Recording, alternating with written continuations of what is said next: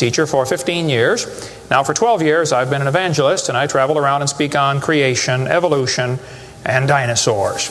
And it's an honor to be here in Coeur d'Alene, Idaho. My first time to preach in your city. How many have been to one of my seminars before or have seen one of the tapes before? Oh, quite a few, okay. How many have not? And how many do not understand the question so far? Okay, that's what I thought. Well, great. It's an honor to be here. I tell folks right up front before I get started too far, because I don't want anybody sneaking up on me, I believe the Bible is the infallible, inspired, inerrant Word of the living God. I believe it from cover to cover. I even believe the cover on mine. It says Kent Hovind. I believe that. And what I try to do in my seminars, I have three distinct goals. Number one, I want to strengthen your faith in the Word of God. Number two, if you're not saved, I'm going to try to get you saved. I'm after you. I'll tell you right now, I'm after you. Okay. Number three, if you're saved and you're not doing much for the Lord, then I'm going to try to make you uncomfortable. Everybody ought to find something to do for the Lord, okay? The worst of you could serve as bad examples, if nothing else. But you can all find something to do for the Lord. All right, this is not my wife.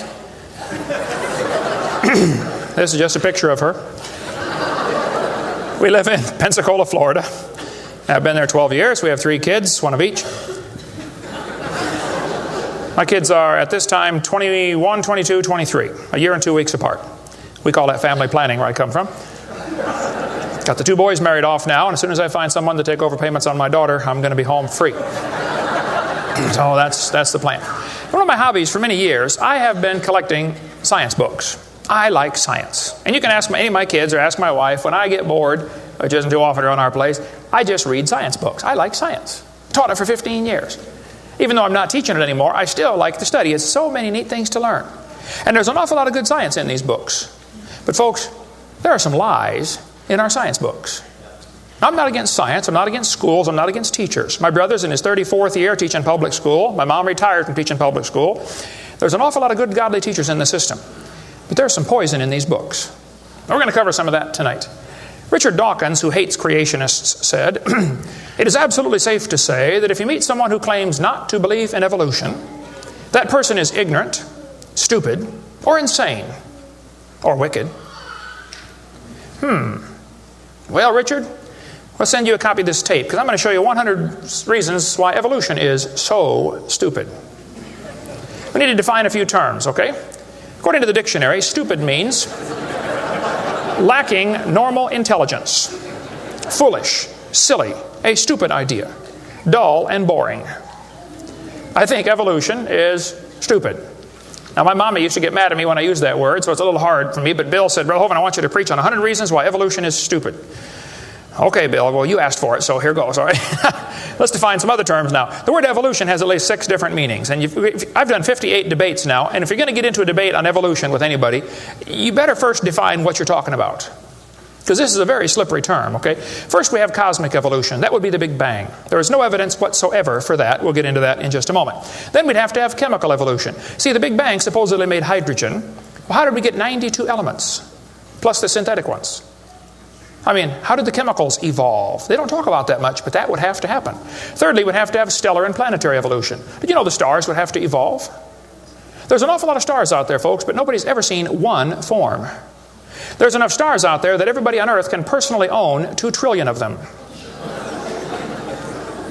We've never seen one star forming. We see them blow up from time to time. It's called a nova or a supernova. We've never seen one form. One professor told me one time, he said, "Well, we calculated in the laboratory that if 20 stars explode near each other, it'll produce enough energy to make a brand new star." I said, "Well, that's brilliant. You got to lose 20 to gain 1. You ought to run for Congress. You could help those guys borrow their way out of debt." Man, first place, that's all theoretical. We've never seen it happen, okay? And I think it is scientifically impossible. See, then we'd have to have organic evolution. That would be the origin of life. How did life get started from non-living material? Now, according to the evolution theory, that would have to happen somewhere along the line, long ago and far away. Life had to come from non-living material. And yet, we've never seen that happen. There is no evidence that it can happen. We'll talk about that in a minute. Fifthly, we would have macroevolution. That is where an animal changes into a different kind of animal. Nobody's ever seen a dog produce a non-dog. But the evolutionist believes a dog came from a rock. if you go back far enough in time, 4.6 billion years. Finally, we have microevolution. Now, I don't like this word, okay, because it gets people confused. I think we ought to just call it a variation. But microevolution happens, folks. That is a fact of science. Animals produce a variety of offspring, but it's always the same kind. The first 5 definitions of evolution are stupid. It doesn't happen. It's certainly not part of science. It's something you have to believe in. They teach the kids it all started with a big bang 20 billion years ago. A big bang. I like to ask them some simple questions. What exploded? And where did it come from? And where did the energy come from? Et cetera, et cetera. According to the Big Bang Theory, it all started with a little tiny dot and exploded and spread out over all the universe much faster than the speed of light. Well, the Big Bang Theory, as we'll see in a minute, is stupid. I don't know of a better way to say it. I'm trying to be nice to them, but it is just stupid. The Big Bang idea started with a Belgian astronomer named George something, can't pronounce his last name. George said that this original matter was no more than a few light years in diameter. At the very least, that would be 2, or about 12 trillion miles. So they started off teaching a spot 12 trillion miles across was what exploded. Well, they revised that down. In 1965, they said, no, it was only 275 million miles across. Well, that's way down from 12 trillion. 1972, they said, no, it's only 71 million miles across. I don't know how they know this stuff, but this is what they taught, okay? 1974, they said it was only 54,000 miles across. 1983, they said it was the trillionth the diameter of a proton. Now they're saying it's nothing at all. Nothing exploded. And here we are. This is what the textbooks teach. 18 to 20 billion years ago, all the matter in the universe was concentrated into one very dense, very hot region that may have been much smaller than a period on this page. That's stupid. This one says, all of the matter and energy someday will once again be packed into a small area, no bigger than the period at the end of this sentence. Then another big bang will occur. It happens every 80 to 100 billion years. So you can forget about global warming. We're going to get squished. Now this textbook author was brilliant. I could not believe how smart this guy was. He said, boys and girls, nothing really means nothing. You have to be at least that smart to write a book. He said not only matter and energy would disappear, but also space and time. However, physicists theorize that from this state of nothingness, the universe began in a gigantic explosion. What? Yes, boys and girls, you see, nothing exploded, and here we are. Now, who can argue with logic like that? Man, they even put this in major science journals like Scientific American. This fellow said, the observable universe, that would be us, could have evolved, there's that word again, you got to watch that one, okay, 6 meanings, from an infinitesimal region. In the Greek, that means a dot. It's then tempting to go one step further and speculate that the entire universe evolved from literally nothing. They call that science and put it in a science book. I would call that stupid and put it in the garbage. This is what the books teach. I collect them. I've got hundreds and hundreds of these books from countries all over the world, clear back from 1890s up until the 2001 textbooks. They're teaching this kind of stuff, folks. This one says, all the matter in the universe was drawn into this little tiny dot, and it spun faster and faster. This is what they teach the kids. Some kids doing this for homework tonight, right? It spun faster and faster. One day, it exploded. Big bang. I was talking to a professor from Berkeley one time. I was sitting on the airplane next to a professor from Berkeley University. I don't know if you folks here in Idaho ever heard of Berkeley or not. But Berkeley is not a Bible college. So we got talking about the Big Bang, and he said he believed in the Big Bang Theory. I said, yes, sir, I figured that. You have to teach it at Berkeley. I said, tell me, sir, how did the universe get here? He said, well, 20 billion years ago, all the matter was squished in this little tiny dot, and it was spinning real fast, and it exploded. Big Bang. And pieces flew off and became the galaxies and the sun, the moon, the stars, and finally, people. Here we are. I said, sir, could I ask you a couple questions, please? One of my favorite things to do in life is asking questions to people who believe in evolution. I absolutely have a wonderful... That's how this whole ministry started. 12 years ago, I moved to Pensacola, Florida. Some article came out in the newspaper that said, dinosaur bones found in Montana from 80 million years ago. I wrote my first letter to the editor in my life, about 12 years ago. I wrote a letter to the editor. I said, yes, they found dinosaur bones, and yes, it was 40 feet long, and yes, it was found in Montana, but it was not from 80 million years ago. This one probably drowned in the flood in the days of Noah, 4,400 years ago. And you would have thought I shot the sacred cow. Actually, I did. Boy, there began to be quite a battle in the newspaper, letters to the editor flying back and forth, and finally a university called me and asked me to do a debate with one of their professors. Well, I'd never had a debate in my life except with my wife, and I lost those every time. So I was not excited about debating. But I said, well, how do you do it? What do you want? And the guy said, well, you send us 30 questions, and the other guy will send in 30 questions, and we'll discuss those questions for the debate. I said, okay. So I sent him 30 questions. I thought they were perfectly legitimate, fair questions. I said, a woodpecker's tongue goes all the way around the back of his head and comes on top of his left eyebrow, left nostril here. Would you please show me any fossils that have been found, intermediate species between a normal bird and a woodpecker, with his tongue going all the way around his head? What evidence do you have of how this evolved? That question never came up. I don't know what happened to it. But I said, termites chew on wood and they swallow it, but termites can't digest it. It goes into their stomach, and there's little tiny critters in their intestines that actually digest the cellulose. Now, those little critters can't live without the termite, and those termites can't live without those critters. Which one evolved first? I thought it was a fair question, but it never came up. I don't know what happened. I think they lost my list. But anyway, one of my favorite things to do is asking questions to people who believe in evolution.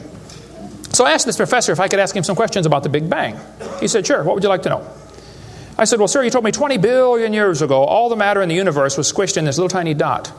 And it was spinning faster and faster and exploded. I said, where did all this matter come from? He said, well, we don't know that for sure. I said, okay, now, sir, hold it. If I told you that I believe about 6,000 years ago God created the heaven and the earth like the Bible teaches, you're going to say, and where did God come from?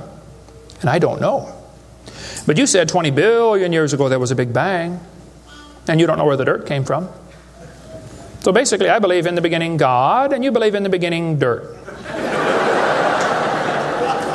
Don't tell me my theory is religious and yours is science. Oh, no, sir, they're both religious.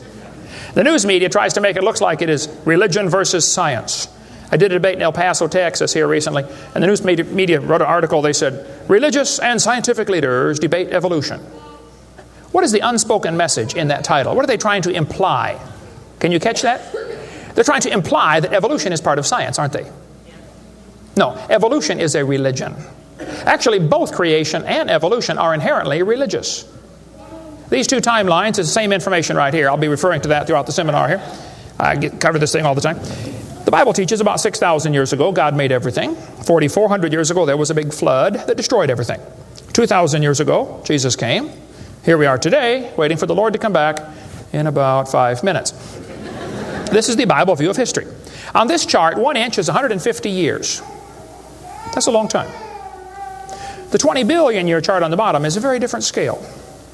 But see, both views, creation and evolution, are inherently religious. You have to believe in creation or believe in evolution. The difference between the two, though, is very simple. The evolution religion is tax-supported.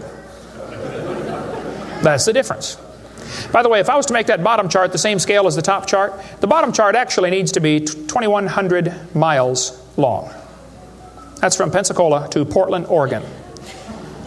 I don't want to carry a chart that big, so I made a new scale for the other one, okay? If they want to believe it happened long ago and far away, they're welcome to believe that, but that's not science. Evolution is a religious worldview, and I think it is stupid. So I asked the professor, where did the matter come from? He said, I don't know. I said, well, sir, would you please tell me where the laws came from? The universe is run by laws, gravity, centrifugal force, inertia. Who gave the laws?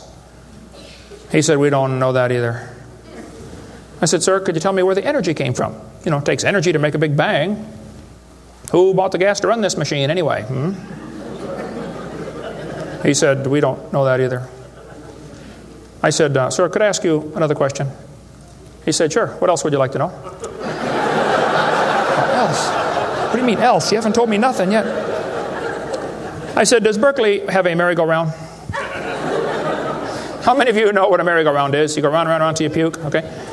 He said, no, we don't have a merry-go-round at Berkeley.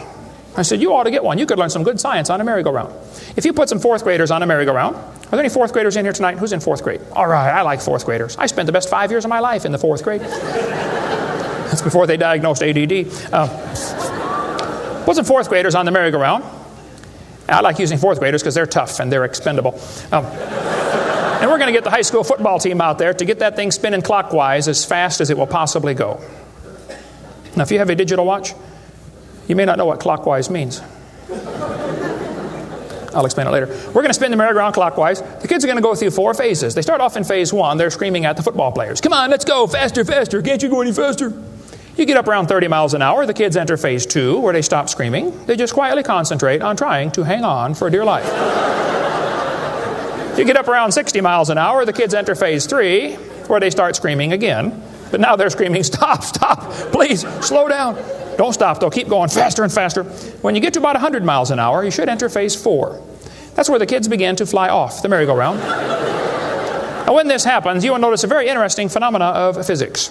If the merry-go-round is going clockwise, when the kid flies off, the kid will be spinning clockwise until he encounters resistance, like a tree or telephone pole. That's because of a law in physics known as the conservation of angular momentum. You see, if a spinning object breaks apart in a frictionless environment, the fragments will all spin the same direction. It's very simple. It's because the outside is moving faster than the inside. And so it keeps the same direction of spin. The professor said, yes, I understand about the conservation of angular momentum. I said, well, good. I'd like to ask you a question then, sir. If the whole universe began as a swirling dot, like you said, why do 2 planets spin backwards? He said, that's interesting. I said, no, that's more than interesting. It's kind of hard on your Big Bang Theory. Not only that, 6 of the moons are spinning backwards. Why?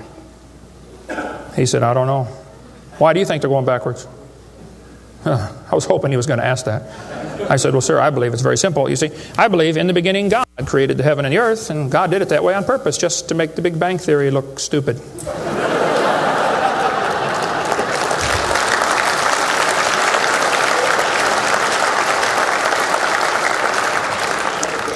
I do believe in the Big Bang, folks. I really do. The Bible teaches the Big Bang. 2 Peter 3:10 says, the heavens shall pass away with a great noise.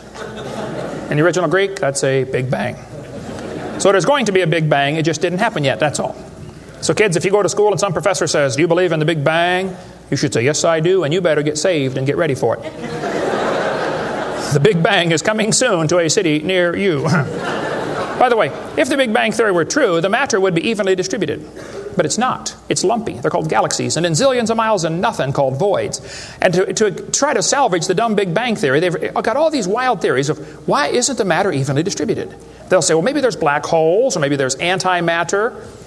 They got all this stuff. It's all trying to rescue this crazy Big Bang Theory.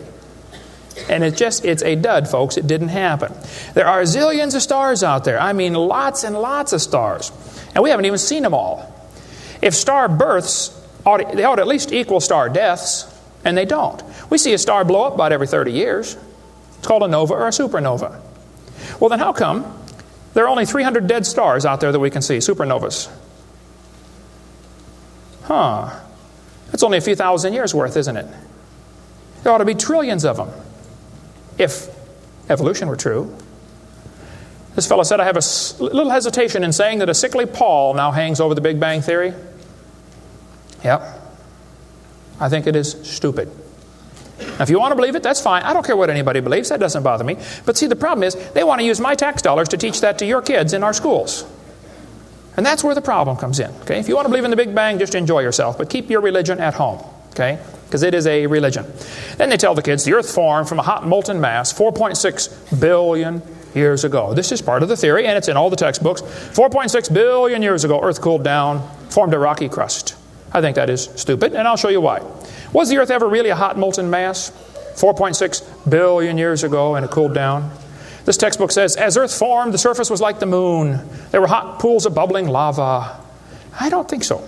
My Bible says the Spirit of God moved upon the face of the waters. So the earth was not created a hot molten mass. It was created under water, which means it has to be less than 212 degrees Fahrenheit or 100 degrees centigrade, or it wouldn't be water, it'd be steam. So the earth was never a hot molten mass according to Scripture. Then when you look in the granite rocks, you find little tiny halos made of polonium. Now these polonium halos are absolutely amazing. Robert Gentry, a friend of mine from Knoxville, Tennessee area, he has been studying radiopolonium halos for a long time. I met him back in the year 2000 and went down to his laboratory, and I got to see some of the halos through the microscope. These little polonium halos are interesting because they have a half-life of less than a few minutes. If the rock was hot, when the polonium, radioactive polonium, decayed and sent out the little particles and made the halo, it would melt away. Like at 4th of July, they shoot fireworks up. Makes a circle. Does the circle stay there? No, it all falls down, right? There are probably none up there now from the last 4th of July, are there? You'd have to freeze the whole atmosphere to keep that sphere in place. This polonium would have to be decaying in a rock that is already solid. So the Earth was never a hot molten mass. Get Robert Gentry's book if you want a lot more on that. But all over, the granites all over the world contain these polonium halos. So it is stupid to say the Earth was a hot molten mass. We have scientific evidence it was not. Here they tell the kids, though, the Earth was hot with large pools of bubbling lava, and that is just stupid. It can't possibly be true. Then they tell them life got started about 3 billion years ago. See, according to the theory, 20 billion years ago there was a big bang. 4.6 billion years ago the Earth cooled down, formed a hard rocky crust, and it rained on the rocks for millions of years and turned them into soup. And the soup came alive about 3 billion years ago. This is what the books teach. This fellow says, both the origin of life and the origin of major groups of animals remains unknown. How did life get started anyway? Well, this textbook tells the kids, oceans formed as it rained on the rocks for millions of years. Yes, boys and girls, millions of years of torrential rains created great oceans. And swirling in the waters of the oceans is a bubbling broth of complex chemicals. Progress from a complex chemical soup to a living organism is very slow. Well, I guess it is. It's totally stopped. Doesn't even happen. That's how slow it is. This one says, the first self-replicating systems must have emerged in this organic soup.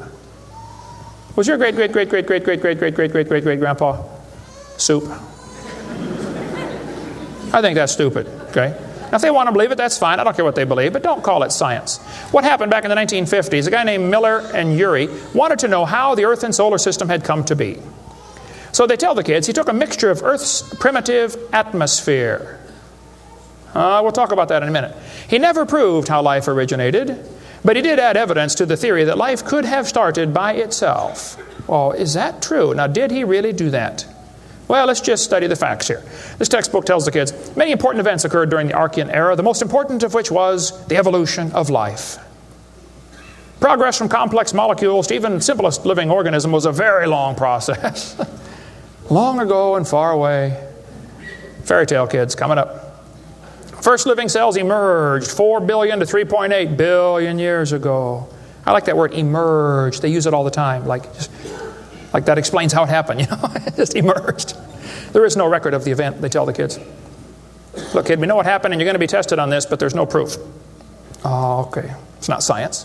First living self-replicating systems must have emerged in this soup. I don't think so. Here's what students are taught in school. This picture of the different glass tubes and flasks and pipes going around, they tell them this is how they made life in the laboratory. He said he studied the chemical reactions of gases that existed in Earth's primitive atmosphere. Ooh, now this is important, okay? Notice up in the upper right-hand corner, he had methane, ammonia, water vapor, and hydrogen, no oxygen. He circulated these gases through these tubes through a spark, supposed to represent lightning. And sure enough, it produced a red goo at the bottom of the flask and had some amino acids in it. They didn't come close to getting life, though. Miller excluded oxygen in a reducing atmosphere because life could not evolve with oxygen. Anything that got together would oxidize. Cut a banana open, lay it on the table, it'll turn brown, it'll oxidize. Okay, so will an apple, so will anything alive. It'll oxidize. So that's why he didn't have any oxygen in the experiment. One of his gases was ammonia. Well, this creates a real serious problem because ammonia is destroyed by UV light. And UV light must be blocked by ozone, which is made from oxygen. I got a problem here. This textbook says several billion years ago, Earth's atmosphere had no free oxygen. Well, that's just simply not true. Ozone is made from oxygen and it blocks UV light, and ammonia, one of the gases needed for the experiment, is destroyed by UV light. So life cannot evolve without oxygen. But also life cannot evolve with oxygen. Well, I got a solution for that one. It didn't evolve. And by the way, the Earth has always had oxygen, even more than it does today. Okay? Air bubbles are often found trapped in amber, like the movie Jurassic Park, where they drilled in and got the mosquito blood. These air bubbles, though, have 50% more oxygen than we do right now. We cover more on that on my video series, videotape number 2, about what the pre-flood world was like and why they lived to be 900 on the blue series of tapes out there on the table. But this textbook says the mixture at the bottom of the flask was rich in amino acids. Oh, come on. That is stupid. It was not rich in amino acids. Let's tell the kids what they really found, okay? He filtered out the product. As this gas went through the tubes, he sparked it, produced this goo at the bottom, and he drew the goo off because if it went through again, it would be destroyed by the spark. Now, in real life, you're not going to get a section of the ocean protected. They say this just happened by chance in the ocean. Well, you can't filter out the product then. Secondly, what he made was 85% tar, 13% carboxylic acid, 2% amino acids. So 98% of his mixture was poisonous to life. I would not call that a success. And there are 20 different amino acids, sort of like 26 letters in the alphabet. There are 20 amino acids. Those amino acids go together to make proteins, like letters go together to make sentences. Mostly he made just 2 of these amino acids. And they bond with the tar and the acid very quickly, more readily than with each other. It was a failure as an experiment. Amino acids are like letters of the alphabet, sort of like building blocks. You have to have a bunch of amino acids to make a protein. Then you have to have a bunch of proteins to make a cell. And you got to have a bunch of cells to make an organism. And one cell is more complex than a space shuttle. And all he got was a couple of the amino acids. That's like me dropping toothpicks, and I happen to make a few letters of the alphabet. That's possible, isn't it? Toothpicks could fall in the shape of a T, or an H, or an I, or an E. That's possible. But if I'm able to drop toothpicks and produce a few letters of the alphabet, should I therefore conclude that nobody wrote Webster's dictionary? The difference between making a letter with toothpicks and making Webster's dictionary is about like making an amino acid and making a living cell. He didn't come close to making life. He made the equivalent of a few letters, and he actually needed to make huge books. And half of his letters were backwards, left-handed. This creates a real problem since the simplest proteins, the smallest proteins, have 70 to 100 amino acids, all of them left-handed. This really compounds his problem. RNA and DNA are all right-handed molecules, and they are unbelievably complex. And hundreds of these amino acids must combine to make a protein, and this has to be in a precise order. And they unbond in water much faster than they bond, and last time I checked, the oceans are completely full of water. So Brownian motion is going to drive them away from each other, not together. It just isn't going to work. He did not make life in the laboratory. But they tell the kids, he showed how life could have started by itself. Oh, that is just a stupid, okay? That's a lie. He did not show anything of the kind. And every experiment since then has made the problem worse. They're finding more and more things that just couldn't happen. Don't call that science. But they tell the kids, 3 billion years ago, life appeared on Earth. Asked me to speak at this college in Boston one time. This preacher called all the colleges and universities around Boston and said, would you like to have Kent Hovind come speak at your college? Finally, one professor said, yes, he can come speak at our school if our professors can ask him any questions they want, because we want to show our students how dumb these creationists really are. So the preacher called me and said, Brother Hovind, would you like to speak at this college and let them make fun of you for a couple hours? I said, I would be honored. So I showed up. There were 6 professors and all their students. I felt like Daniel in the lion's den. I got my charts out and I said, now folks, I believe the Bible. Nobody cheered. I said, I believe about 6,000 years ago God made everything. The world's not millions of years old. 4.6 billion years ago, there was a big flood. I'm sorry, 4,400 years ago, there was a big flood. Not 4.6. And 2,000 years ago, Jesus came and I gave them the basic Bible story, okay? Then I told them what they believe. Because most of them don't know what they believe. You have to tell them. You guys believe 20 billion years ago there was a big bang where nothing exploded and produced everything. 4.6 billion years ago the earth cooled down, made a hard rocky crust. It rained on the rocks for millions of years, turned them into soup, and the soup came alive 3 billion years ago. And this early life form found somebody to marry. Boy, now that's a good trick. And something to eat, of course, and slowly evolved into everything we see today. One professor was getting kind of upset about this time. I seem to do that to them. He said, Mr. Hovind, there are hundreds of varieties of dogs in the world. I said, yes, sir, you're right about that. He said, "You mean to tell me that you believe all these dogs came from 2 dogs off of Noah's Ark? You expect me to believe that?" Ha, ha, ha. I said, "Sir, would you look at what you're teaching your students? You're teaching your students that all the dogs in the world came from a rock."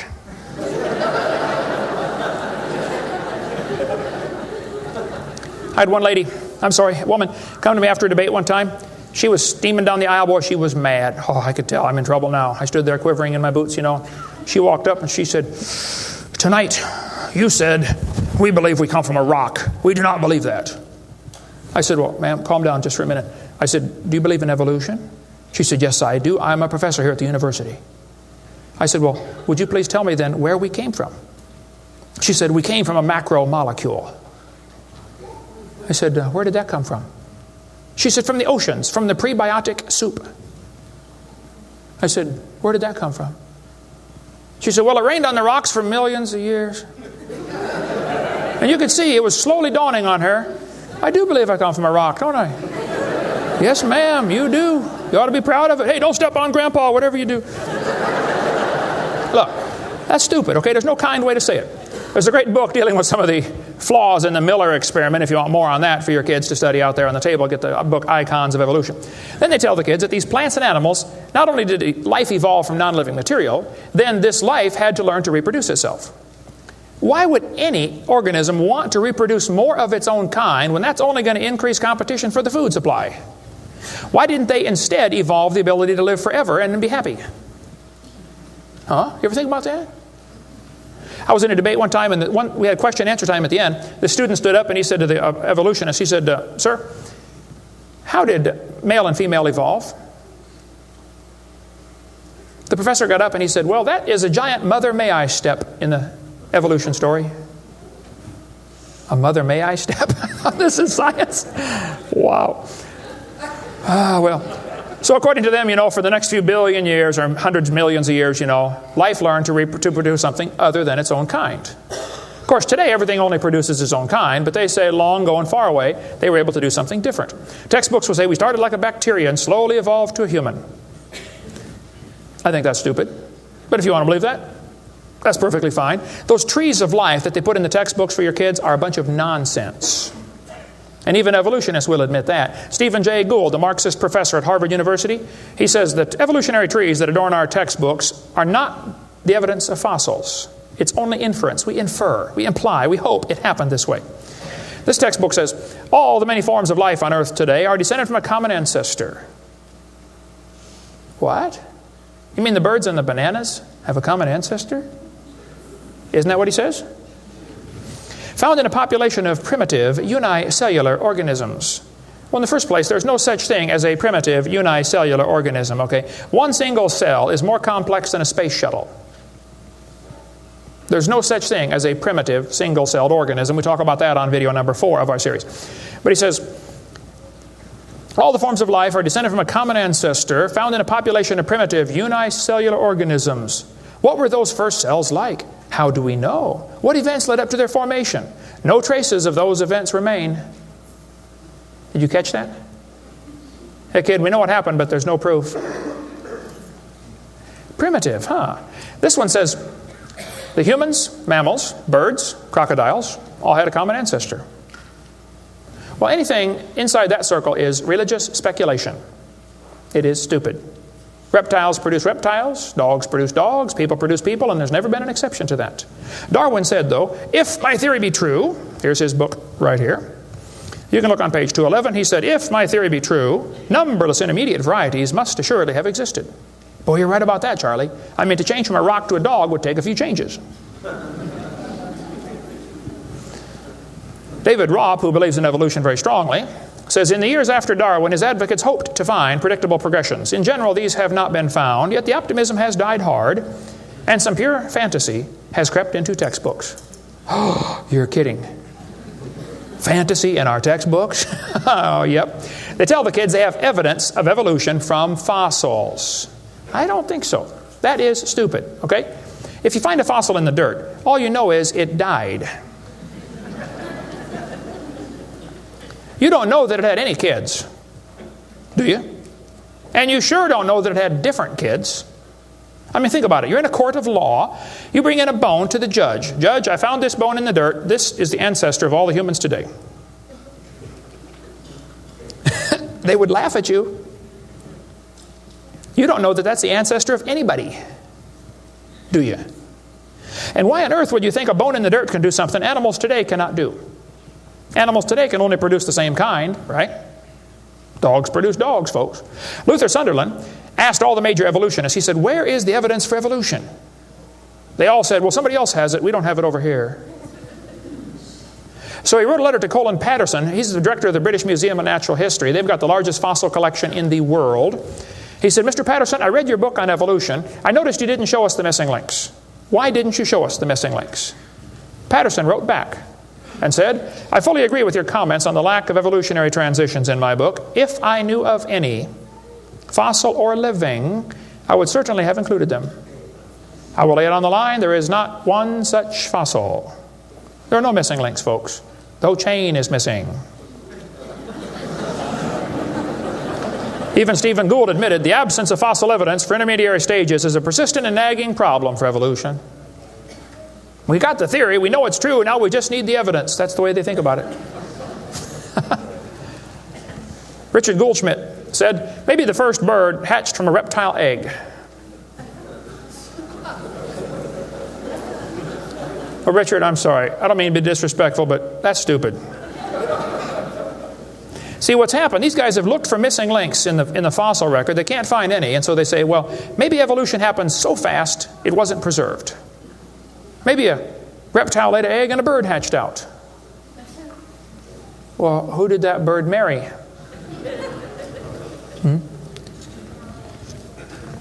There's only about a zillion differences between a reptile and a bird. We'll get into that later sometime if we have time. But if they want to believe that, that's perfectly fine.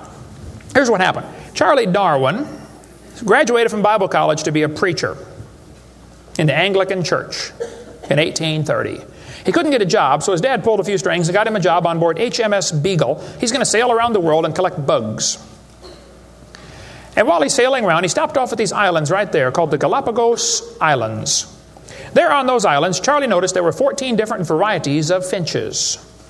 Charlie studied the birds very carefully and said, you know what? I think all these birds had a common ancestor. I bet you're right, Charlie. It was a bird. And then Charlie said in his book on page 170, he said, it is a truly wonderful fact that all animals and all plants throughout all time and space should be related to each other. Now, hold on a minute. You see 14 kinds of birds, and you conclude that birds and bananas are related. That's stupid. You should conclude that those 14 kinds of birds had a common ancestor, but that's as far as it ever goes, folks, okay? I don't know of a kind way to say it, Charlie, but that's stupid. Okay, we don't ever see a bird produce a non-bird. See, dogs produce dogs, and you might get quite a variety of dogs. Roses produce roses. That is called microevolution. Now, that is a fact, folks. It happens. It is observable. It is scientific. I don't think we ought to use that word, microevolution. We should just call it a variation. But they use it, so, just so I qualify that, it's a lousy term. It gives what's called a free rider effect to the rest of the 5 religious ideas of evolution. You might get a big dog or a little dog, but you're always going to get a dog when you crossbreed your dogs. And I would go so far as to say probably the dog, the wolf, and the coyote had a common ancestor. This Irish textbook shows different dogs, and it calls it divergent evolution. Oh, come on. Giving it a fancy name doesn't change a thing. It is still a dog. And a 3-year-old can tell you. Anybody in here 5 years old? Who's 5 years old? 5 years old. What's your name? Misty. Here we have a dog, a wolf, a coyote, and a banana. Which one is not like the others? Dog, wolf, coyote, and banana. Banana. All right, let's give Misty a hand. Very good. The other ones. Some of these college professors can't tell. Look, there's a variety of dogs, folks, and they probably had a common ancestor. It was a dog. Okay? It's just a dog. See, variations happen within the dog kind. You get a big dog or a little dog, but there are limits to these variations. Haven't the farmers been trying to breed for bigger pigs for a long time? They try to get the biggest pig they can, don't they? Do you think they'll ever get a pig as big as Texas? I bet there's a limit in there somewhere, isn't there? Roaches become resistant to pesticides after a while. Do you think they'll ever become resistant to a sledgehammer? I bet there's a limit. Yeah, okay. They still produce the same kind of plant or animal. That's not evolution. That's just a variation of the same kind, okay? And the information for that variety was already present in the gene pool. No new information is ever added. The dogs or the pigs don't learn to fly or become pink. Okay, there's no new information added, just scrambled information. And the gene pool of the new variety is now more limited than before. Somebody spent years crossbreeding dogs to develop a Chihuahua. All that work to make a dog that is 100% useless.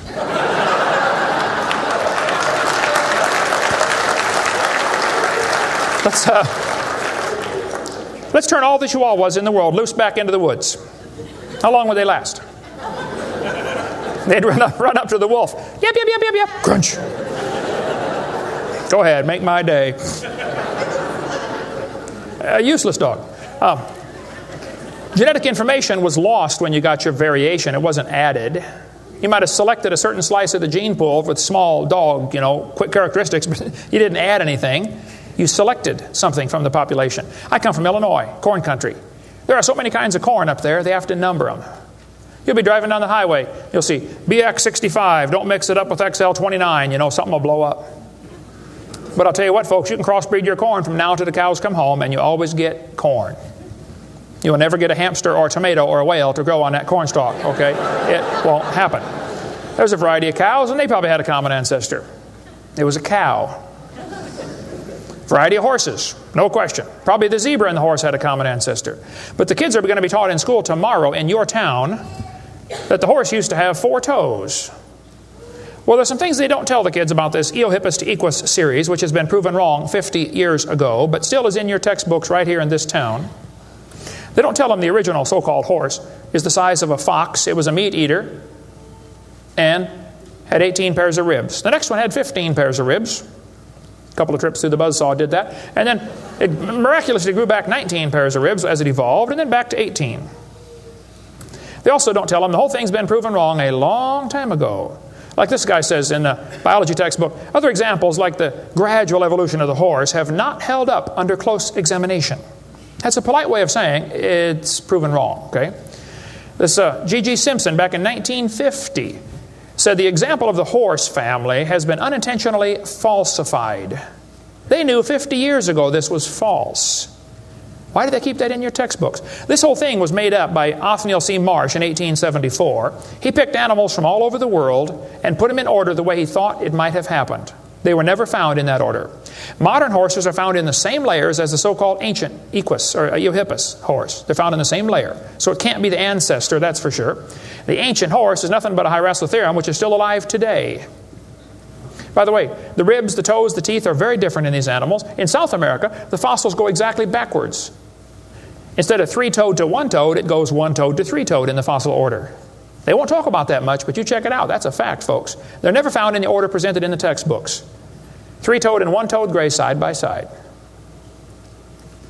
Plenty of information on the internet about that. Tulsa Zoo finally took out their display because so many folks complain, why do you have this horse evolution display in the zoo? It's been proven wrong 50 years ago. Take it out. And you folks ought to get together with your school board and say, look, on page whatever it is, 952 of our textbook, it says the horse evolved from a 4-toed ancestor. Let's cut this page out. If you had a page in your textbook teaching the kids the earth was flat, would it be okay to demand that that page be removed? You don't have to buy a whole new book. Just cut the page out. It won't cost the school anything. How many of you would volunteer to help cut the pages out and bring your own scissors? See? Won't cost them a dime. And you send me your book and I'll show you which pages need to be taken out. I've read hundreds of them. I can find them like that. Free of charge. I'll donate my time. Peabody Museum still has the horse evolution on display. As I stood there, I've been there many times. It makes my blood boil every time I walk in that place. I'm standing there looking at this lie proven wrong 50 years ago while hundreds of kids come through in school groups. The kids are never told, well, this has been proven wrong, boys and girls. They asked the folks at the Tulsa Zoo before they took the display down, they said, why don't you take this display down? The zoo director said, we don't have the funding to remove it. I've got all the letters back and forth on that. Man, Folks, there's quite a variety of horses today, okay? There's big horses and little horses. I was in Baton Rouge, Louisiana a few months ago. Got to see where they raise the 30-inch tall horses. I mean, my dog's bigger than that. What do you do with a 30-inch horse? Look at it, I guess is about it. And they sell them for $10,000. Sucker born every minute, I guess. But one lady wrote me a letter and said, Mr. Hovind, we crossbreed zebras, ponies, horses, and mules. Not mules, the jackass. And we raise zonkies, zorses, zeonies. They cross every which way. Well, that's probably because they're the original same kind. No problem there. You want to see all the fatal flaws in the horse evolution story, get the book out there, Icons of Evolution. So then they're going to tell the kids, well, we have evidence for this theory. We think that one animal changed to another, and we can show evidence because many animals have similar forelimb structure. This is called the argument from homology. Well, what do they tell the kids? They'll say, boys and girls, you have two bones in your wrist, radius and ulna. And boys and girls, look at the whale's flipper carefully. Did you know the whale has two bones in his flipper, and they're called the radius and the ulna? Same as ours. Wow. Who named them, teacher? The whale? Think about it. But this is one of the evidences for evolution. They're going to say, boys and girls, comparative anatomy provides further evidence of evolution. The commonalities suggest that these and other vertebrate animals are all related. They probably evolved from a common ancestor. Well, duh. That's stupid, okay? Maybe they all had the same designer. Doesn't prove a common ancestor. By the way, the bones develop from different genes in these different organisms. They are not homologous organisms like they want you to believe. Similar design might prove the same engineer made the design. A lot of bridges in the world are kind of similar to each other. You can go compare, different suspension bridges around the world, Golden Gate Bridge and other bridges, and there's a lot of similarities. That doesn't prove one is the father of the other, or that a tornado put them up. No, it's a design that works good, okay? I discovered that the Pontiac lug nuts from a Pontiac will fit on a Chevy. They will. That proves they both evolved from a Honda 14 million years ago. No, the same engineers are designing these cars. Then they tell the kids about the geologic column. How many have ever heard that the different layers of the earth are different ages? They show the kids Grand Canyon. Yes, boys and girls, this one says, over millions of years, the Colorado River has carved the Grand Canyon from solid rock. I'm sorry, but that is stupid, okay? I'll explain why. Kids, you need to learn this. This is a very simple thing to learn, and you'll go through life much further than many of these professors go. Make yourself 3 columns. Facts are in the middle. It's a fact Grand Canyon exists. The evolutionist has an interpretation of that fact, and the creationist has an interpretation of the fact. Now, it's not part of the fact, it's an interpretation of the fact. The evolutionist says the canyon formed slowly by a little bit of water and lots of time. The creationist says, oh no, we think it formed quickly by lots of water and a little bit of time. It's a fact the earth has sedimentary layers. That's not a question. How did they get there? Well, the evolutionist says these layers formed slowly over millions of years. The creationist says, no, these layers are all from the flood in the days of Noah. Now, it seems like the professors are always trying to erase the line between their interpretation and the fact and make their interpretation part of the fact column, and it's not. And I think I can demonstrate Grand Canyon was not formed by the Colorado River. I was in a debate recently, and this professor said, Dr. Hovind, you're so stupid. Obviously, it took millions of years to form the Grand Canyon. I said, well, sir, I've seen Grand Canyon many times. I taught earth science for 15 years. I've studied it intensively.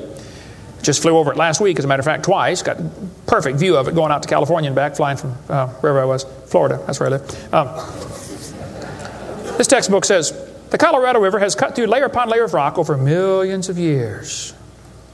Well, if you built a dam across Grand Canyon, it would take a lot of dirt or concrete, but if you could, okay, it'd be a huge dam. A giant lake would back up behind that dam, covering several states. That purple area is all drained right through the Grand Canyon drainage basin. This snow line tells a very interesting story. In between these 2 red lines is snow. This is a picture from a satellite showing about 150 or 200 miles of the canyon area. Real wide shot. The river enters the canyon at the far right. The river is 2,800 feet above sea level. As it goes down through the canyon, the ground is rising up. It's called the Kaibab uplift, okay? The uplift is 7,000 or 8,000 feet above sea level. Interesting. The river flows downhill. All rivers flow downhill. So as the river enters the canyon and flows downhill from there, when it gets to the 1,800-foot elevation mark, the top of the canyon is 7,000 or 8,000 feet above sea level, so it's over a 1-mile drop. Very impressive. Hole in the ground. But some points to ponder. I said to the professor, I said, "Sir, did you know the top is higher than the bottom?" He said, "Yeah." I said, "Did you know the river only runs through the bottom?" He said, "Yeah." I said, "Sir, the top is higher than where the river enters the canyon by 4,000 feet. Rivers don't flow uphill. There's no delta. Where's all the mud that washed out? There's no way that river made that canyon.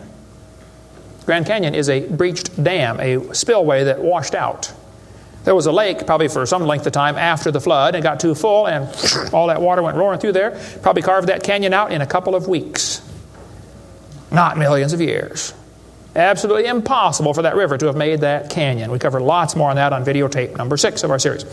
But they tell the kids, the Colorado River made this canyon slowly over millions of years. I'm sorry, that is stupid. That can't possibly be true. They need to learn the facts. Charlie Lyell, back in 1830, he was a lawyer from Scotland. Somebody calculated one time that if all the lawyers in the world were laid end to end around the equator, we would all be better off. Charlie Lyell hated the Bible. In 1830, he wrote this book right here. Oh, I got it down on the table. I picked up the wrong one. Principles of Geology. Here it is on this table. Charlie Lyell wrote this book, 1830. In this book, he mocked at scriptures. He hated the Bible. You can see it mocking all through they're here. In here, he and other fellows back in that time, Cuvier, Steno, Strata Smith, and some of these guys, they invented the geologic column. How many have ever heard of the geologic column before? They say each of the layers is a different age. You know, Cenozoic, Mesozoic, Paleozoic, Archeozoic, all them Zoic boys. And they gave each layer of rock a name, like maybe you saw the movie Jurassic Park, and an age, and an index fossil. This was done in 1830, way before there ever was a carbon dating or potassium argon dating or lead-208, lead-206, uranium-235, uranium-238. Didn't exist, folks. The dating text didn't exist. They just made up these numbers out of the clear blue sky. The geologic column is the Bible for the evolutionist. It can only be found one place in the world, the textbooks. There is no geologic column, and they know it. This fellow says, if there were a column of sediments, unfortunately, no such column exists. The geologic column is a hoax. Does not exist. It is stupid. Those layers cannot be different ages. If the geologic column were all in one place, it would be 100 miles thick. Didn't happen. By the way, if the geologic column were true, if you look at the side of Grand Canyon and see all these thousands of layers, why are there no erosion marks between the layers? Don't you think if one layer sat there for 10 million years waiting for the next one, it would rain once or twice? No erosion marks between the layers. Interesting. Oh, something to consider anyway. Those layers were all deposited very rapidly, and I think we can demonstrate that scientifically. If you take a jar of dirt, put some water in it and shake it up, and set it down, it'll settle into layers for you automatically. It just takes a few minutes. It's called hydrologic sorting. The gravels go to the bottom, and then the sands and the silts and the clays. It'll sort just like that, folks. Go home and do it with a jar. You'll see what I'm talking about. Years ago, I was preaching in Union Center, South Dakota. Union Center is right there. It's not even on the map. There are 40 people in the whole town. 38 of them came to church. I don't know where the other 2 were. But they showed up later, I guess. But the preacher said, "Hey, Brother Hovind, let's go down to Rapid City, South Dakota. They've got a museum down there with a bunch of dinosaur bones." I said, "All right, I like dinosaurs. Let's go." So we all drove down to the museum. The guide met us at the door. He said, "Would you like me to give you a tour?" We said, "That would be great, sir." The first place we stopped on the tour was the geologic time scale, the big chart. They got it behind glass so the kids can't touch it. You know, this is holy, sacred. And the guide said, "Now, boys and girls, this layer of rock right here is about 70 million years old." My daughter was 12 at the time. She raised her hand. She said, "Mister, how do you know that layer is 70 million years old?" He said, "Well, honey, we tell the age of the layers by what kind of fossils we find in them. They're called index fossils." Oh, she said, "Thank you, sir." We walked around the other side of the dinosaur, and we're standing over here, and the guide said, now folks, these bones you're looking at are about 100 million years old. My daughter raised her hand again. She said, mister, how do you know those bones are 100 million years old? He said, honey, that's a good question.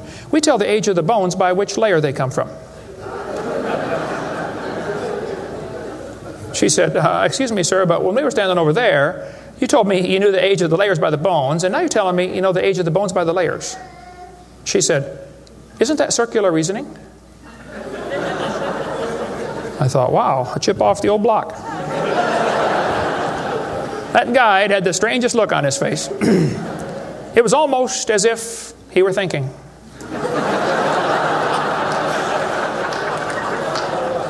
He looked at my daughter. He looked at me. I wasn't about to help him. I thought, wow, this is going to be good.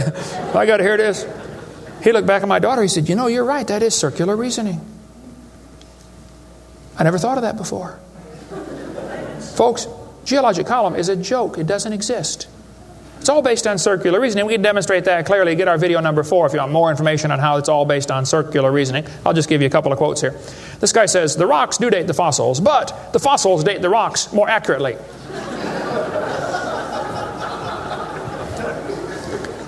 Stratigraphy cannot avoid this kind of reasoning if it insists on using only temporal concepts because circularity is inherent. You have to use circular reasoning to get it right. Well, that's stupid. And you don't need to be too bright to figure out that's stupid, okay? This geologic column contains limestone scattered all throughout the geologic column. I like to ask him the question, I say, fellows, you have limestone scattered all through this column. How do you know the age? It's all limestone. I mean, if I handed you a piece of limestone, how would you know if it's 100 million year old Jurassic limestone or 600 million year old Cambrian limestone? I mean, how would you tell the difference? There's only one way they can tell, by the index fossils. That's how it's done, folks. That is stupid. Because those fossils don't count for anything, as we'll see in a minute. They tell the kids each of these layers is a different age. 100 million, 200 million, 300 million, real impressive, huge numbers. Now, Charlie Darwin did not like round numbers. He wanted to be more precise. He said the Wealdian deposits are 306,662,400 years old. Now, okay, Charlie, I think that's stupid. Those layers are not different ages, folks. All over the world we find petrified trees standing up, running through multiple rock layers. Now, if you get a petrified tree standing up, running through different rock layers, I don't think it's smart to say those layers are vastly different ages. Petrified trees in the vertical position, they find them all over the world. Okay, here's one from Alabama. Come out of a seam of coal, through 20 feet of rock, into another seam of coal. They found about 3 dozen of them, I think, in that one little coal mine, one little area, while they're digging the coal out. Petrified trees standing up. Cookeville, Tennessee, they found a bunch of them. This one's 30 feet tall, standing up. Joggins, Nova Scotia is famous for their petrified trees standing up in the vertical position. All over the area there, folks. Those trees did not get slowly covered by the sediments over millions of years. They would rot and fall down. Sometimes the petrified trees are upside down, running through many rock layers. Scientists estimate at the bottom of Spirit Lake in Mount St. Helens, there are now 20,000 trees that were blown out by the volcano. Thousands of them are standing up in the bottom of the lake, already buried 15 feet deep in mud. None of them grew there. Those trees are going to petrify. Only takes a few years to petrify a piece of wood. In the laboratory, it can be done in 24 hours. We cover lots more on how fast things can petrify in videotape number 6 of our series. But they dug up a guy, they buried this doctor in Tennessee. 14 years later, his wife died. When they went to dig the grave, water soaked into her grave. And they said, oh, we can't bury Grandma there. So they dug a hole on the other side. Water soaked in.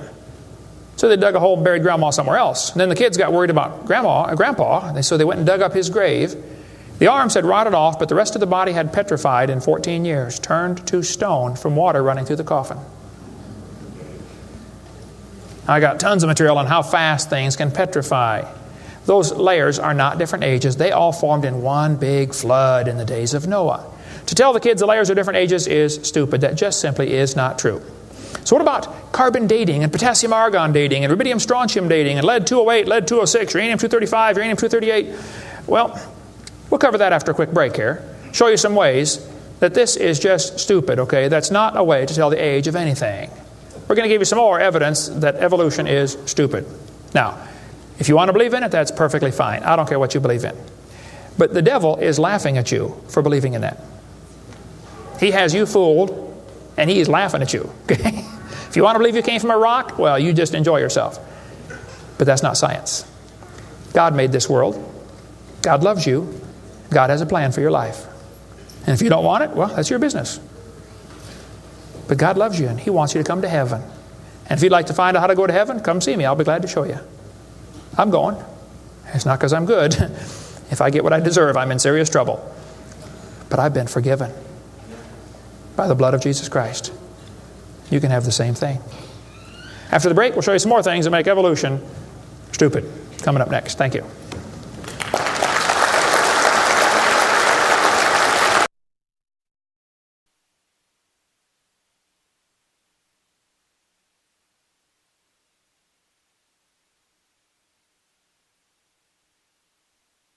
In the early 1950s, actually the late 1940s, they invented carbon dating.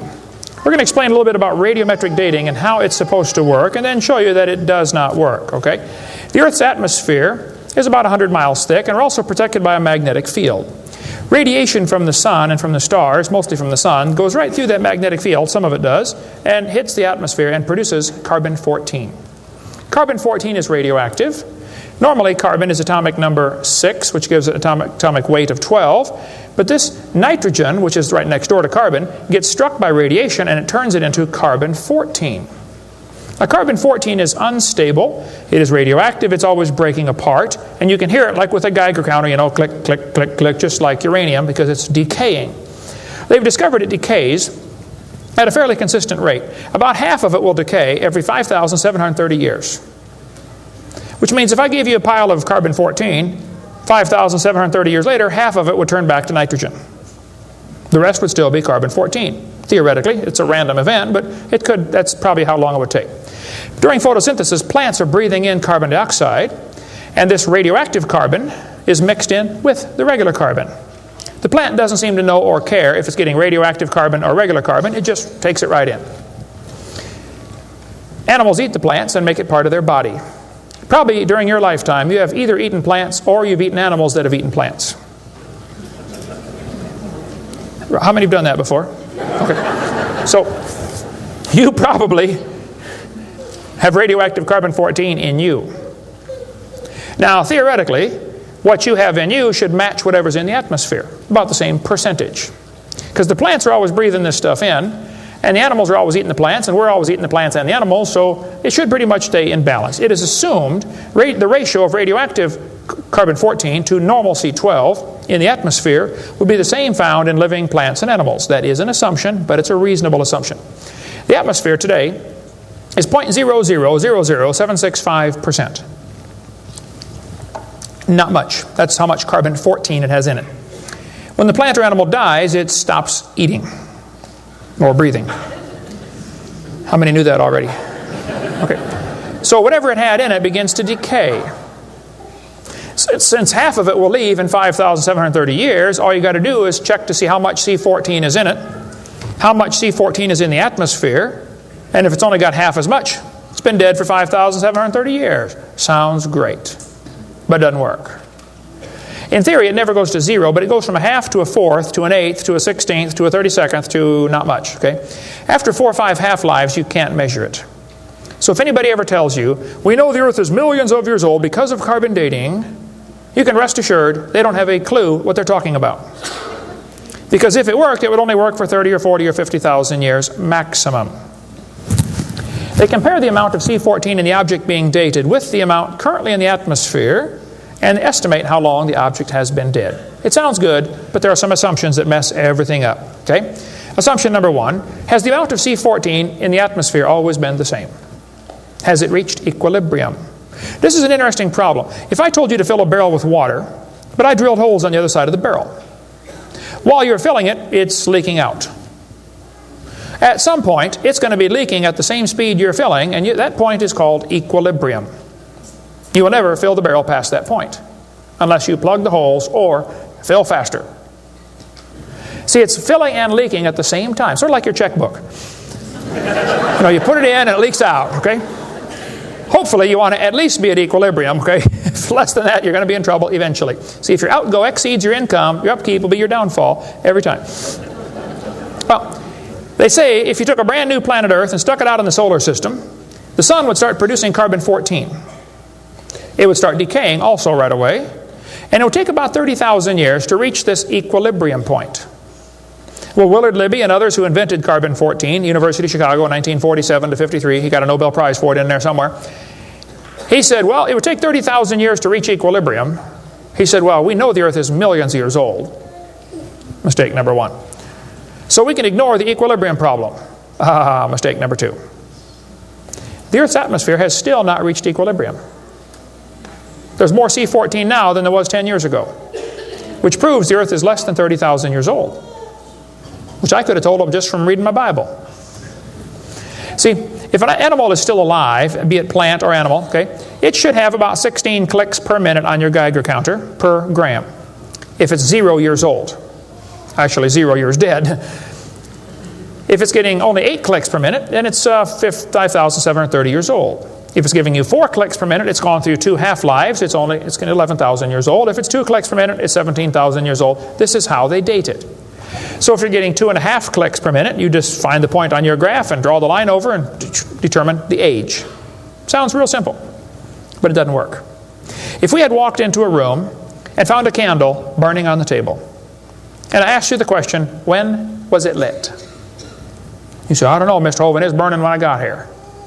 Okay, well then let's do some empirical science. Empirical science is things we can test and measure and observe and test.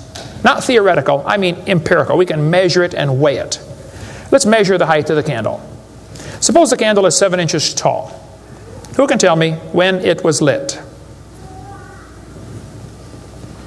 Okay, nobody. Let's do some more empirical science. Let's measure the rate of burn. Suppose we determine it's burning an inch an hour. When was it lit?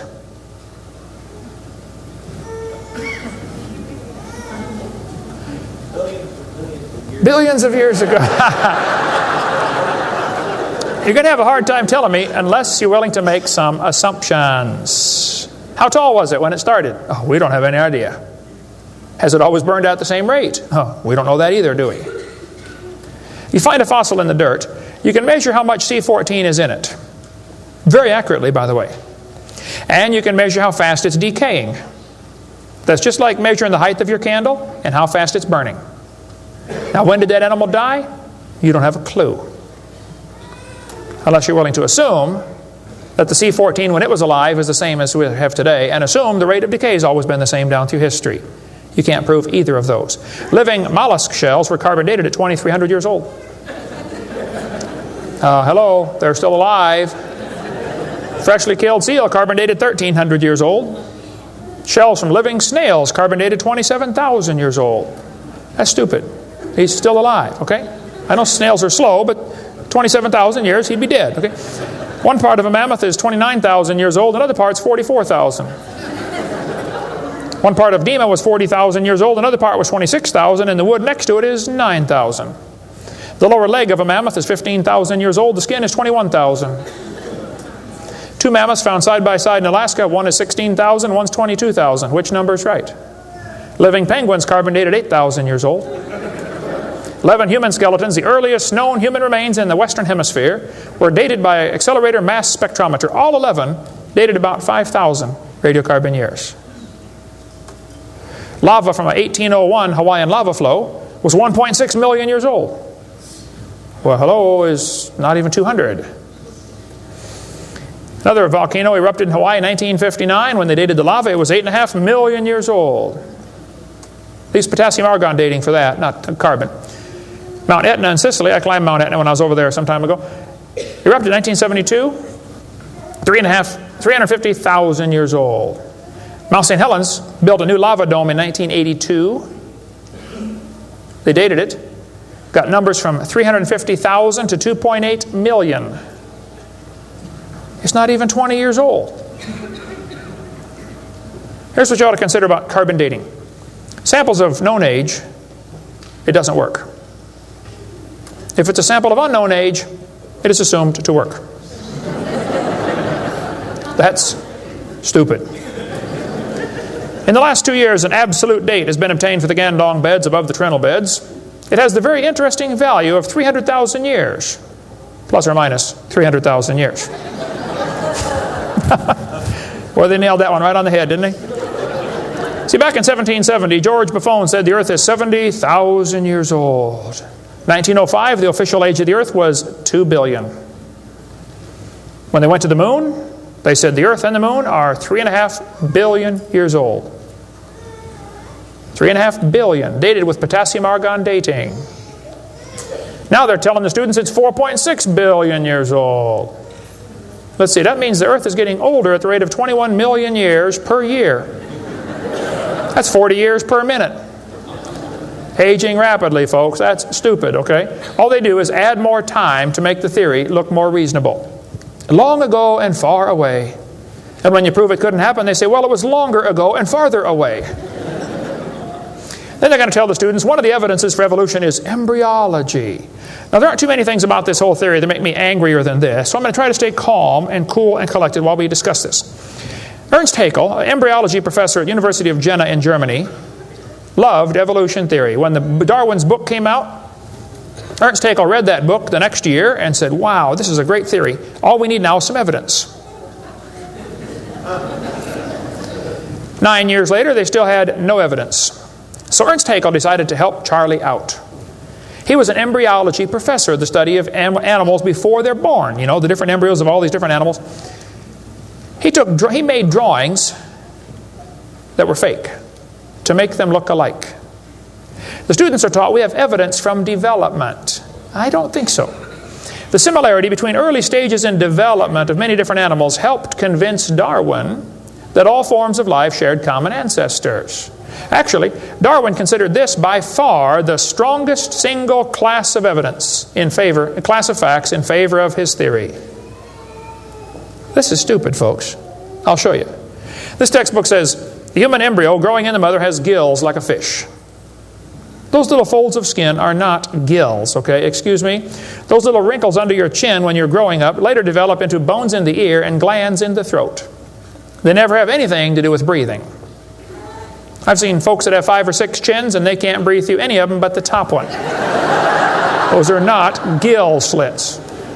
Ernst Haeckel, though, said the turning point in his thinking was when he read Darwin's book, 1860.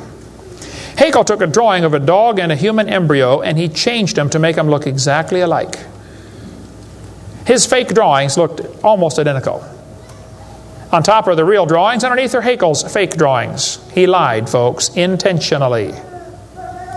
He made huge charts of his posters of his drawings of these embryos and traveled all over Germany and just about by himself converted the Germans to believing in evolution. Which later led to the obvious question, well, if evolution is true, then maybe one of the races of people has developed farther than the rest. Which, by the way, is a subtitle to Charlie Darwin's book. You can look at it for yourself. The Origin of Species by Means of Natural Selection, or the Preservation of Favored Races in the Struggle for Life. See, Darwin was a racist. We cover lots more on that on video number 5. That one is politically incorrect. You don't want to watch that one. Trust me.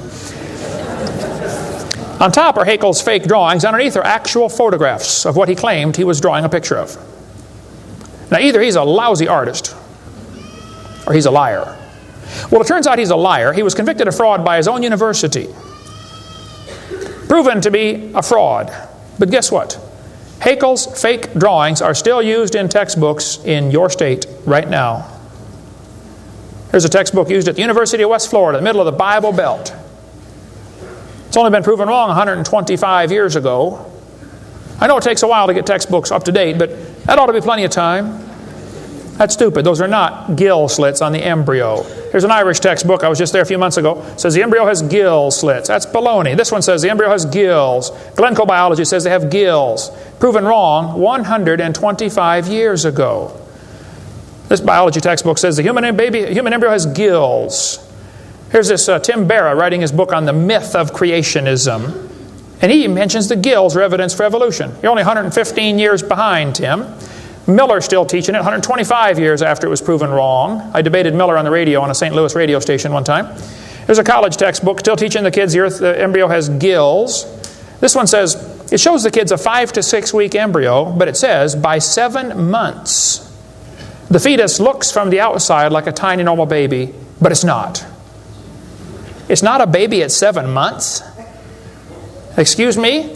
A whole bunch of kids born at 5.5 months survive, 34%. That's stupid to say it's not a baby at 7 months development. Maybe you heard about the woman that had surgery on her baby before it was born. They cut the mother open, cut the uterus open. The 5-month-old baby, 5 months in development, reached out and grabbed the doctor's finger. It's not a baby, huh? If it's not a human being, what kind of being is it? If it's not alive, why is it growing? Why do they keep that in the textbooks? Well, that's the only way to justify abortion. They want you to think it's not a human yet. Just a fish with gills. No, it's a human the instant it's conceived. And abortion is murder. Plain and simple. We covered lots more on that on my videotape number 4. You don't want to watch that one either. Then they're going to tell the kids, we've got evidence for evolution because dinosaurs turned to birds. This is stupid. This guy says, dinosaurs are alive as birds. Well, kids, in case you don't know, there are a few differences between a dinosaur and a bird. You don't just put a few feathers on them and say, come on, man, give it a try. It won't hurt too bad. That's stupid, okay? Dinosaurs did not turn to birds, okay? Somewhere along the line, while his front legs are developing into wings, they're going to be half leg, half wing, which means he can't run and he can't fly yet. He's going to have a hard time, isn't he? No, dinosaurs did not turn into birds. That is stupid, okay? They say, we've got proof that they did. Archaeopteryx, which means ancient wing. That's supposed to be evidence for evolution. It's in just about every textbook I've seen dealing with this topic. Archaeopteryx is supposed to be evidence. Here's a 1999 textbook. Now, Archaeopteryx was proven to be a fraud in 1986. So this author is 13 years behind the time. Archaeopteryx means ancient wing. They're going to say, see, boys and girls, he's got claws on his wings. Yeah, so? 12 birds today have claws on their wings. The ostrich does, the Watson does, Turako does, ibis does. So what? It's kind of unusual, but 12 birds have it. They're going to say, well, he's got teeth in his beak. That proves he's got a reptilian feature. Well, now, wait a minute. Some reptiles have teeth, some don't. Some mammals have teeth, some don't. Some fish have teeth, some don't. Some of you have teeth, some don't. Okay? That doesn't prove a thing, all right? Alan Fiducia is considered one of the world's experts on birds. He believes in evolution. University of Chapel Hill, North Carolina, Chapel Hill. He said, paleontologists have tried to turn Archaeopteryx into an earthbound feathered dinosaur, but it's not. It's a bird, a perching bird, and no amount of paleo-babble is going to change that. It's a bird. By the way, even by their twisted thinking, birds are found in layers lower than Archaeopteryx. If you find fully formed birds in rock that you think is 130 million years old, then Archaeopteryx at 65 million years old cannot be a missing link, can it? Because birds were already here.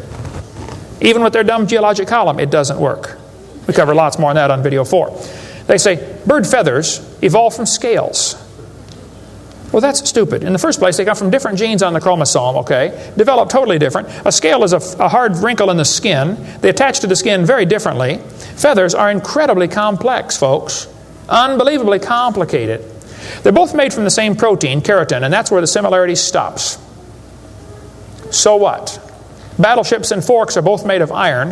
It doesn't prove they both evolved from a tin can. It proves the engineers using the same material for different functions. And God used keratin for fingernails and hair and scales and feathers. So, same designer, that's what it proved. A lot more on the bird evolution in the book Icons if you want to get that. Then they tell the kids about the peppered moth. Yes, boys and girls, somebody in England went around and counted the moths on the trees. Must have been a government project. They discovered it's 95% light moths and 5% black. Well, so the story goes, they burned coal in the factories, the trees turned black, and the moths changed to black moths. Because when they counted them again, they said they found 95% black and 5% light. Actually, the whole story is a lie. It never happened. After 40 years of watching, they found 2 moths on the trees. 2 total out of 40 years. So they glued dead moths to the tree to take a picture for your kid's textbook. Then he wanted to get a picture of a bird eating a moth. So he put some moths in the refrigerator to calm them down so they got nearly frozen. Then he put them on the tree and they couldn't even hang onto the tree. So he warmed them up on the hood of his car. Put them out there on the tree and the moth is staggering around trying to warm up, and a bird ate one. He got a picture. Wow, proof of evolution. It's a lie. Didn't happen. Even if it were true, dark moths and light moths were there at the beginning, and dark moths and light moths were there at the end. The ratio of population might have shifted, but the story wasn't true. So, doesn't prove anything. That's stupid. That's not evidence for evolution. They tell the kids, we've got vestigial structures. Now, a vestigial structure is something you don't need anymore. They'll say, boys and girls, you have an appendix that you don't need anymore. That's a vestigial structure. That's proof of evolution. Well, excuse me, you do need your appendix, okay? That is stupid. The appendix is part of your immune system. If your appendix is taken out, you can still live, okay? But it increases your susceptibility to quite a few diseases. You could live without both your legs and both your arms and both your eyes also. That doesn't prove you don't need them. Does it? There are no vestigial organs. And even if there were, that would be the opposite of evolution. That's losing, not gaining. This textbook says, boys and girls, whales, and many organisms here, like a whale, retain traces of their evolutionary history. For example, the whale retains pelvic and leg bones as useless vestiges. I'm sorry, that's not true. This one says, just imagine whales walking around. It's true. These little bones right there is what they're talking about. Just imagine him walking around. I can see it now, can't you? All you need is a good imagination and some LSD and you'll be able to see that whale walking in real life. This textbook says, the whale's pelvis is evidence of its evolution from 4-legged land-dwelling mammals. Well, that is stupid, okay? Those bones in the whale's abdomen are essential to hold muscles that support the reproductive system. Without those bones and those special muscles, the whales cannot reproduce. This has nothing to do with walking on land. It has to do with getting more baby whales. So the author that wrote this is either ignorant of his whale anatomy and should not be writing a book about it, or he's a liar trying to push a theory off on our kids. Here, this one says, whales once lived on land. Whales were not always sea dwellers. Modern whales show skeletal evidence of previous existence on dry land. Buried deep in a whale's hip muscles are 2 small bones, all that is left of the whale's pelvis and hind legs. That's stupid. The male and female bones are very different on whales. Check your whale anatomy and tear that page out of your book. Has no business being in there. This textbook says, humans have a tailbone at the end of the spine that is of no apparent use. I was debating a guy in North Alabama. He was the president of the North Alabama Atheist Association or something like that. He got up and he said, folks, we've got evidence for evolution. Humans have a tailbone they no longer need. When it was my turn, I got up and I said, Mr. Patterson, I taught biology and anatomy. I happen to know there are 9 little muscles that attach to the tailbone, without which you cannot perform some very valuable functions. I will not tell you what they all are, but go read your Gray's Anatomy and you can figure it out. I said, however, Mr. Patterson, if you think the tailbone is vestigial, I, Kent Hovind, will pay right now to have yours removed. Bend over.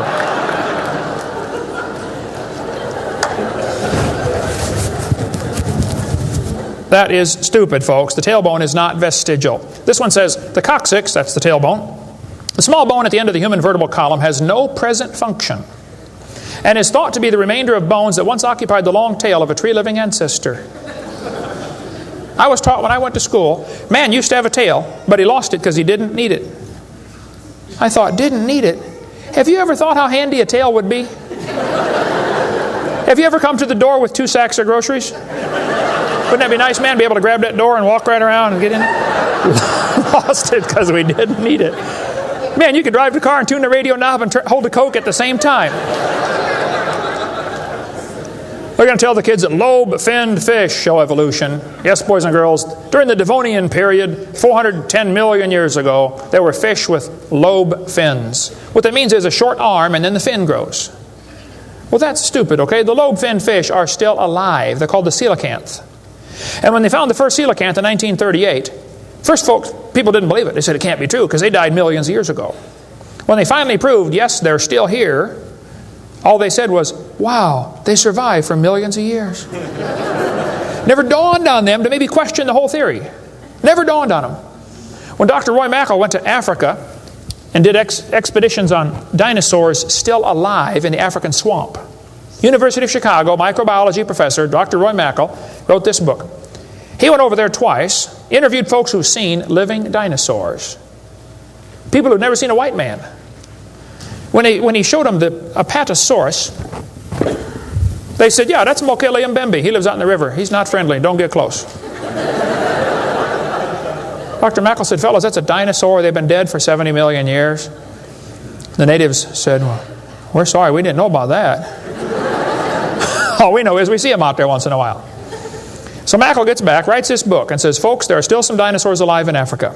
Then he says, it's amazing. They survived for 70 million years. Never will cross his brain that maybe your basic theory is wrong. That thought will never enter his mind, I don't think. It ought to. Lobe-finned fish are still alive, folks.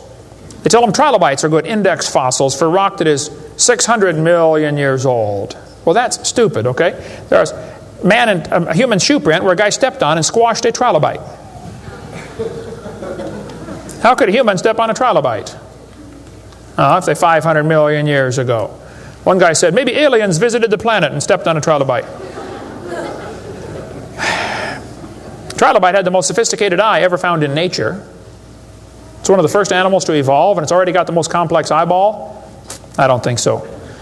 The whole thing about index fossils is stupid. Okay, there aren't any index fossils. The graptolites are the index fossil for 410 million year old rock, and yet they're still alive right now in the South Pacific. They tell the kids the dinosaurs are index fossils for 70 million year old rock. Folks, dinosaur blood was found inside the bone. Don't you think it's going to decay in less than 70 million years? There's enormous evidence that man and dinosaurs have always lived together. We covered that for 2.5 hours on video number 3 of our Blue series of tapes. Gene Thomas, missionary friend of mine, was in the Congo swamp for 42 years as a missionary. He said, I had 2 pygmies in my church that killed and ate one. Yes, dinosaurs are still alive. California, 1925, this thing washed up on the beach called California's Nessie. Laid there on the beach and rotted away. Here's a guy behind it with a rifle. In the front you can see the critter's head. Neck going off to the right. The neck was 20 feet long. One atheist wrote me a letter and said, Hovind, you're so stupid. Don't you know that was a whale? Show me any neck on a whale, would you please? No, I think dinosaurs have always lived with man. They were called dragons for most of history. People killed most of them. There could be a few still around. It wouldn't affect me at all, okay? I don't think there's a lot of them, but there could be a few still out there. They changed the name in 1841 to dinosaur. That's all that happened. And man exterminated most of them. They're mentioned in the Bible. We cover all that in video number 3. They're going to tell the kids, we've got evidence for evolution. It works by natural selection. Well, yeah, natural selection works. But see, evolution is based on 2 faulty assumptions. Number 1, they say mutations make something new. That's never been observed. And natural selection makes it survive. That's never been observed. That sounds good theoretically, but it's never been observed. Mutations happen, there's no question. Okay, thousands and thousands of mutations happen. But even guys like Pierre Gross will say, no matter how numerous they may be, mutations do not produce any kind of evolution. They're only scrambling existing information. They're not adding anything new. Here's a 5-legged bull. That's a mutant. There's no new information added. Doesn't the bull already have the gene code to make a leg?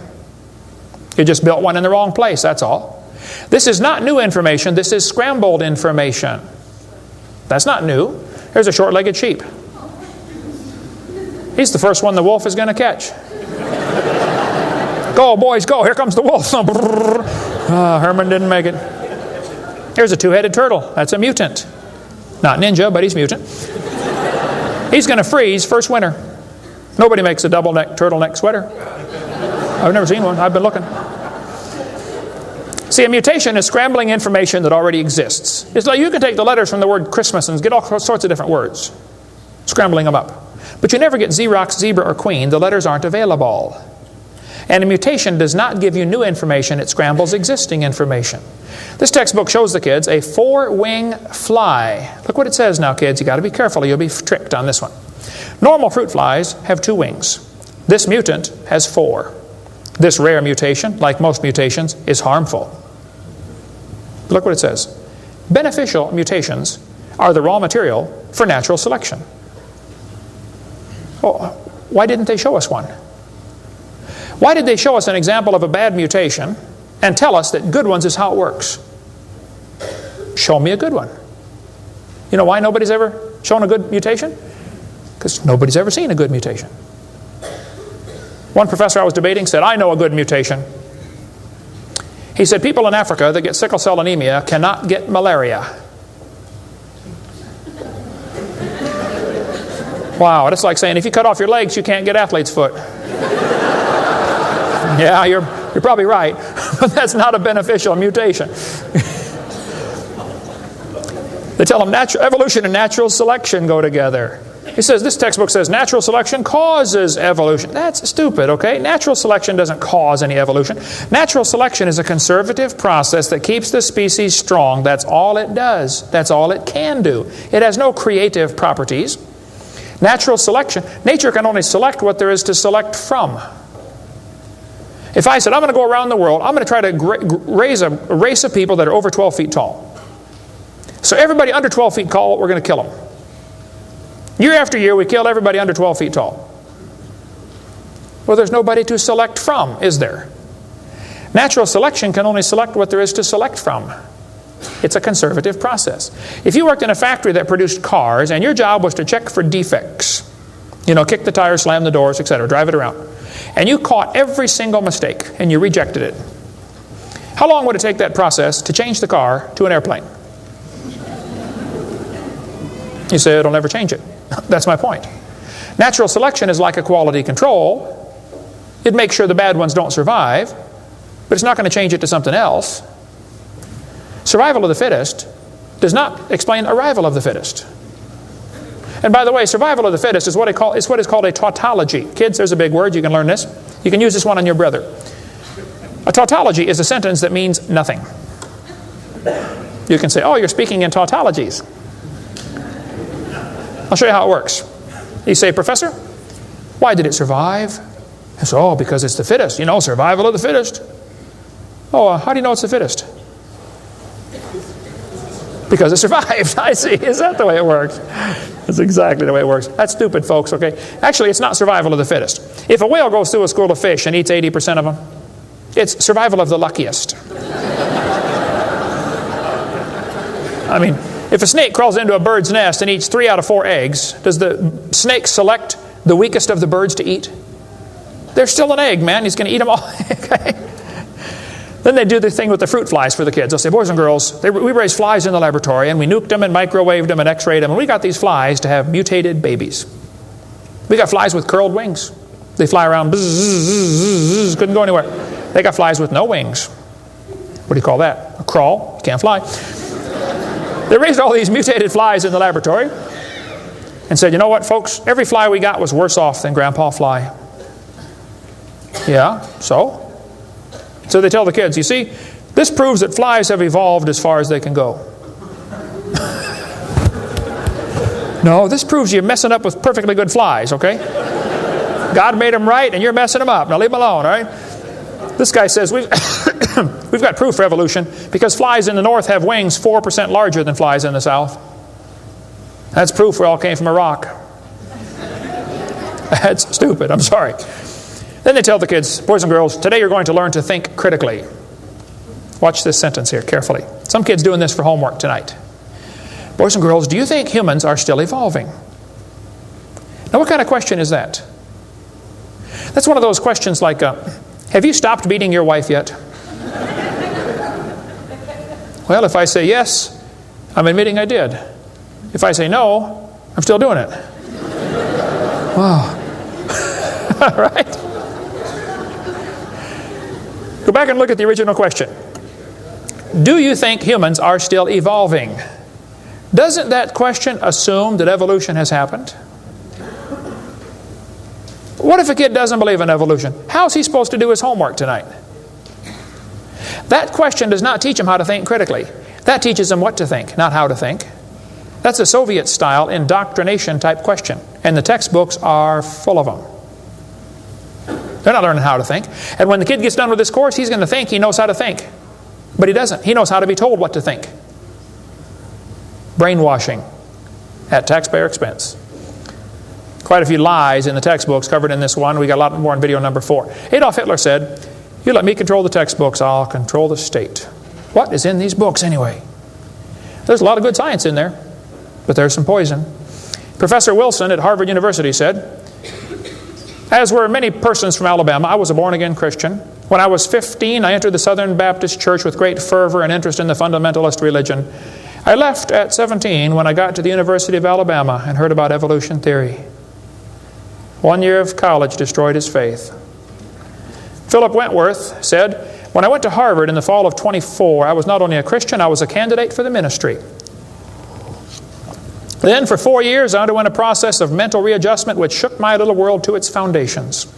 Through it all, one thing was clear to me. If I could reconcile religion with intelligence, I knew that I could go on into my chosen career fortified by the experience. If I could not, every consideration of honor would compel me to make other plans. In the end, I gave up the ministry." Scott wrote me a letter and said, "Dr. Hovind, until I went to college, my faith in God was sound. My college history class helped destroy that faith. I started to doubt the Bible and God's Word. I even started to doubt Jesus was truly God's Son and that He died and rose for my sins. My best friend showed me your tapes and I was in awe of what I saw. Everything I thought I knew about life was changed." Praise God. People will sit home and watch a video that you will never get to come to church. Especially men. If they're sitting at home holding the remote. There's this feeling of power that surges through their body. How many know what I'm talking about? Now come on, be honest, okay? Right? That's why we purposely leave my videotapes uncopyrighted. Copy them and give them to your friends, man. Get them saved. All right? 75% of the kids from Christian homes that go to public schools are going to lose their faith after 1 year of college. 75%. Professor Bonar said, "Evolution is a fairy tale for grown-ups. The theory has helped nothing in the progress of science. It is useless." Malcolm Muggeridge said, "I am convinced the theory of evolution, especially the extent to which it's been applied, will be one of the great jokes in the history books of the future." It's a joke. And it would be a joke if it weren't for the tragic results. How many kids are taught this thing every day and believe it, and it destroys their faith? Adolf Hitler was a strong believer in evolution.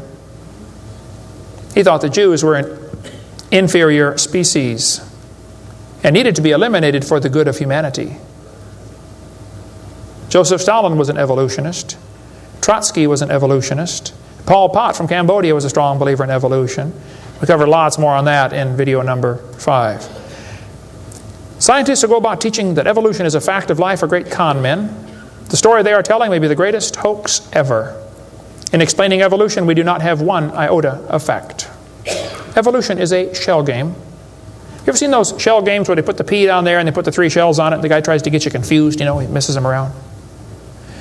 Evolution is like a shell game. If you ask the biologist, where's the best evidence for evolution? He'll say, oh, it's in geology.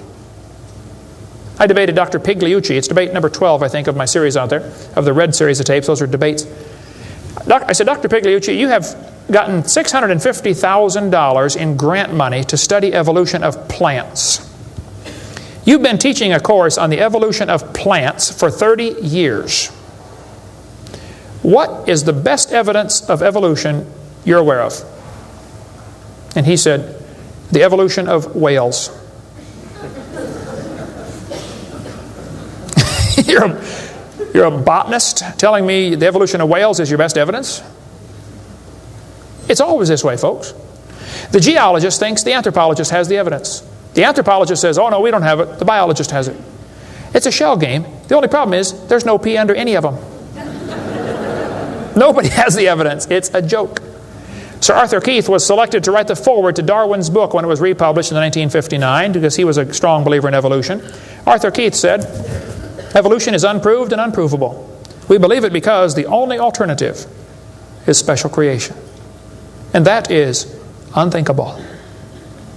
I mean, you're not even allowed to think that maybe there's a creator?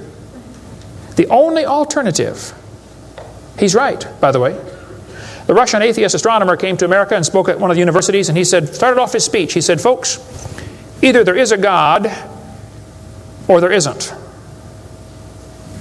I thought, boy, this guy's brilliant. He nailed that point right on the head. I got to give him credit for that one. And then he said, "Both possibilities are frightening." I thought, wow, that's a good statement. You see, if there is a God, we better find out who He is and find out what He wants and do what He says. If there is no God, we're in trouble. We're hurtling through space around the sun right now at 66,000 miles an hour, and nobody's in charge. That's a scary thought. It's real simple. The Bible says, in the beginning, God created the heaven and the earth. The Christian view of history is very simple. God made the world in 6 days just like He said He did. And that explains all the symbiosis relationships. How can certain animals and certain plants require each other? Which one evolved first? There are zillions of symbiosis relationships that can't be explained by evolution. The pre-flood world was very different. The people lived to be 900 years old. We cover that on video number 2, why they lived to be 900. You can check out my website and see them right there, drdino.com. During this time when people lived to be 900, reptiles grew to be huge. See, reptiles, even today, never stop growing. Reptiles grow all their life. So if a reptile lives to be 900 years old, he's going to get real big. Dinosaurs were big lizards that lived with Adam and Eve. And then Noah took dinosaurs on the ark. People say, dinosaurs on the ark, they're kind of big, aren't they? Well, the big ones were big, but the little ones were little. And Noah was 600 years old when he built that boat. I bet he was smart enough to figure out, you don't have to bring the biggest ones you can find. Bring 2 babies. Just be sure to get a pink one and a blue one. That'll be important later. After the flood was over, people killed most of the dragons, as they were called. That's why there's legends of dragons all through history. Plus the climate killed a lot of them. People don't live to be 900 anymore. We cover all that on video number 2. And there might be a few still around. Christians don't need to worry about dinosaurs. They're part of the normal creation. They're mentioned in the Bible. It's all there, folks. We just got to get a good biblical view of history. God created this world. See, it's real simple. Let's summarize here. God made the world. It didn't evolve. Evolution is stupid. There are hundreds of more reasons we can give. We're going to run out of time, though. But if God made the world, He owns it. That means He makes the rules, like the 10 Commandments. We are guilty of breaking His rules. I'll show you. Rule number 9, commandment number 9, thou shalt not bear false witness. That means don't lie. How many of you have ever lied before? Come on, you don't do another one. Put your hand up. Don't give me that pious look. Come on. Number 8, don't steal. How many ever stole something? You already told me you're a liar. Now come on. You don't have to read very far to realize we're guilty, which means we're going to be punished. Or find a substitute. See, I can't substitute for your sins because I got a whole bunch of my own. But Jesus Christ is not only willing, He's able. He wants to take your place. He wants to pay for your sins. It's real simple. February 9th, 1969. My friend said, Kent, you're a sinner. I said, well, you can say that again. He said, you deserve to go to hell. But Jesus died for you. He wants you to save you. He wants to save you. If you'll ask Him, He'll save you right now. And I bowed my head and said, Lord, I'm a sinner and I deserve to go to hell, but would you please forgive me and save me? And I've got God's promise I'm going to heaven. Hey, if you died today, where would you go? You ought to think about it because you will be dead for a long time. Doesn't matter how long you live, you're going to be dead longer than that. You know, George Washington died 200 years ago. And he's still dead. How much longer does he have to go? You're going to be dead for a long time. All you get in this life is a little bitty dash between two dates. Just a little, and it's gone. What are you going to do with your dash? Let me give a suggestion to you. Give the whole thing to Jesus. Say, Lord, you may have it. The whole thing. One time a little boy saw Jesus preach, and he had a little sack lunch. 5 biscuits and 2 fish sticks. I said, here, Jesus, you can have the whole thing. Jesus said, thank you, son. Everybody sit down, please. 5,000 men, plus women, plus children. We can assume probably 20,000 people. Jesus started breaking those fish sticks and bread up and making fish sandwiches and started passing them out to the disciples. And everybody sat down in the grass and they passed them out and passed them out and passed them out and passed them out. When they got all done, everybody was stuffed. You want another fish sandwich? Oh, no, I can't. No, man, I'm stuffed. He said, okay, disciples, gather up all the fragments. They got 12 baskets full of fragments left.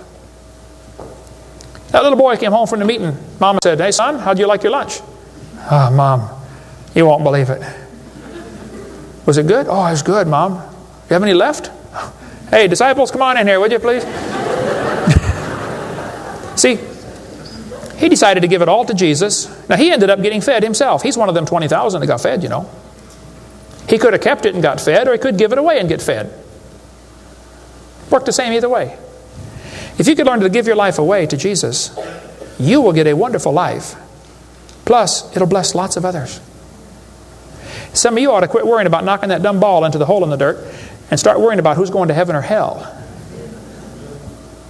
And you ought to quit worrying about getting a fancier car and a fancier house and start worrying about who's going to heaven or hell. Maybe God gave you that good job so you can give some money to missionaries. Not so you can build a bigger, fancier house.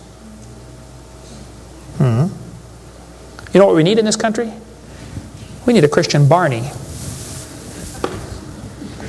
How many kids in this town tomorrow are going to be taught evolution? On Discovery Channel, Nature Channel, National Geographic, textbooks, library books. How many? Thousands of them. And they're going to use dinosaurs, aren't they? Little 4-year-old kids get a book. Hey, boys and girls, dinosaurs lived millions of years ago. Isn't that what they say? Why don't one of you get yourself a purple costume? Get all the neighborhood kids together. Hey, boys and girls. We're going to sing now. God loves you, God loves me. He wants you in His family. If you'll ask Him now, He'll come into your heart, and of His family you'll be part. Shouldn't they learn that instead? Folks, somebody's got to reach these young kids. You ought to get some videos or something. My material's not copyrighted. You can use mine any way you want. Hey, what on earth are you doing, for heaven's sake? What are you doing for the Lord? I saw this tombstone the other day at a cemetery. Wayne Strickland, atheist. Hasn't died yet. He said, I'm a busy man, don't have time for this. I'm sorry, Wayne. You're going to have lots of time here coming up soon. Claims to be an atheist. Interesting. The Bible says the fool has said in his heart there is no God. Did you know God doesn't believe in atheists? Think about that one. Where would you go if you died? Now, if you're not sure you're going to heaven, you ought to give your heart to the Lord and get saved. If you are saved, you ought to find something to do for the Lord.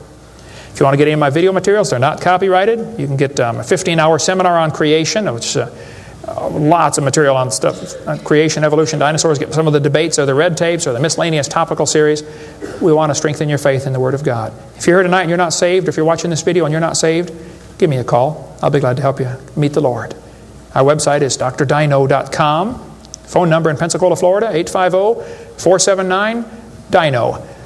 We like dinosaurs around there. If you come through Pensacola, stop and visit Dinosaur Adventureland. If you get a chance to go on the cruise, we'd love to have you come on the cruise, and we'll talk more about dinosaurs and creation and evolution. Thank you so much for joining us tonight.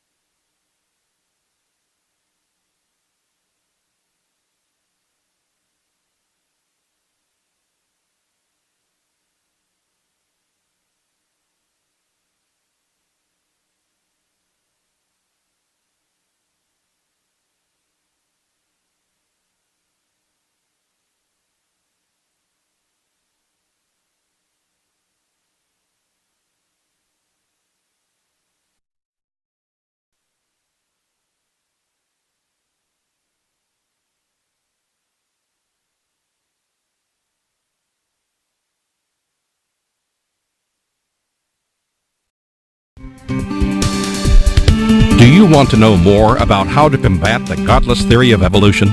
Creation Science Evangelism offers 4 great tools that help strengthen the faith of believers and win the lost to Christ.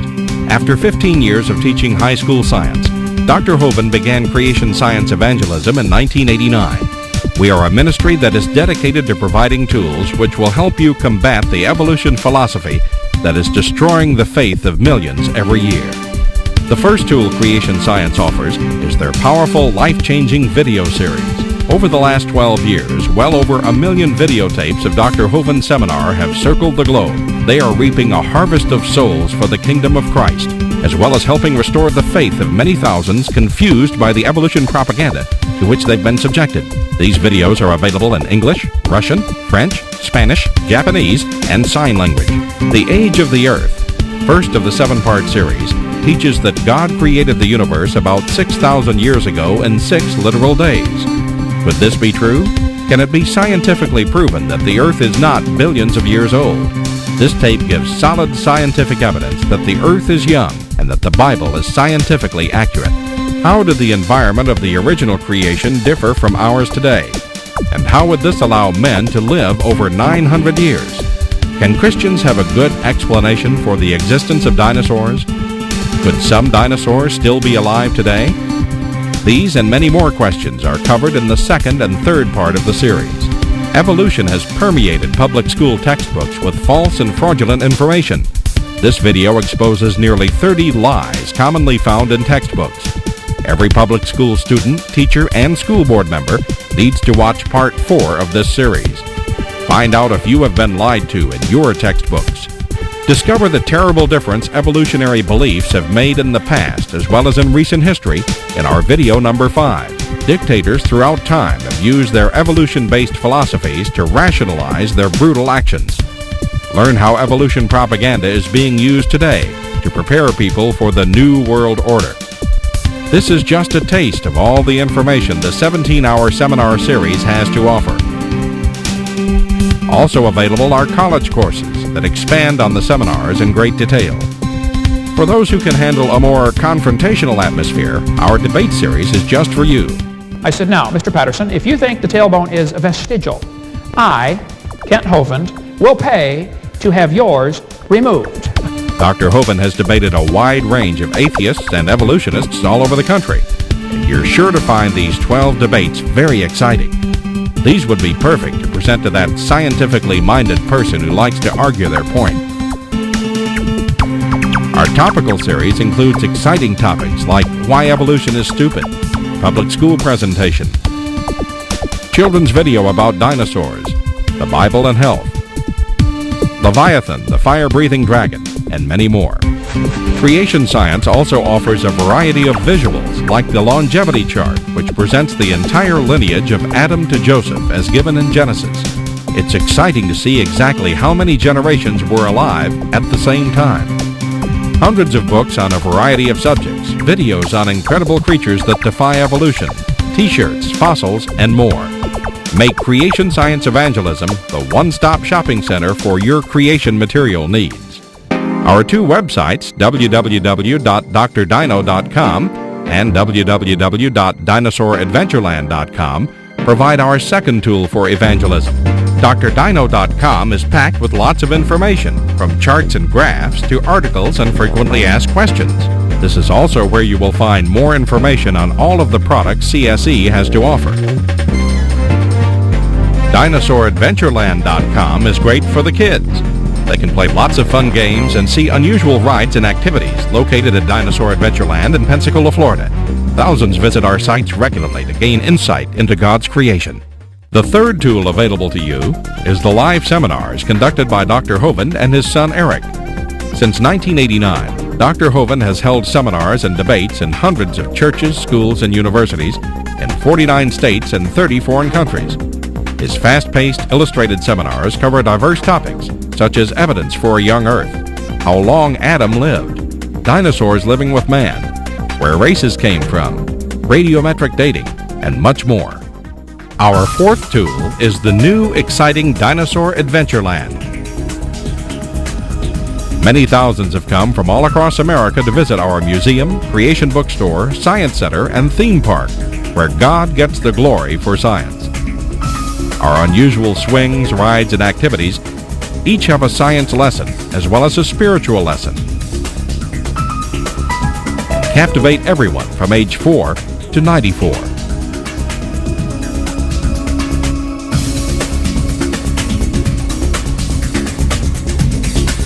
To order material, find out how to schedule a seminar at your church, or get more information about Dinosaur Adventureland, write to us at Creation Science Evangelism, 29 Cummings Road, Pensacola, Florida, 32503, or call us at 850-479-3466, or toll free in the U.S. 877-479-3466.